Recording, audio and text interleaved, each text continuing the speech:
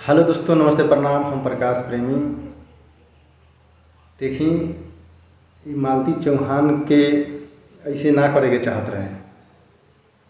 बहुत गलत काम कैली मालती चौहान। अपने पति के सामने किसी दूसरे इंसान के साथ शादी करते हुए उसको थोड़ा सा भी शर्म नहीं आया। थोड़ा सा भी शर्म नहीं आया कि अपना पति के सामने किसी और से शादी कर रहे हैं। क्या इंसान है वो। मालती चौहान जी, आपको ऐसा नहीं करना चाहिए था। बहुत गलत किए हैं, बहुत गलत किए हैं। मान सम्मान को आप थोड़ा सा भी इज्जत नहीं किए हैं।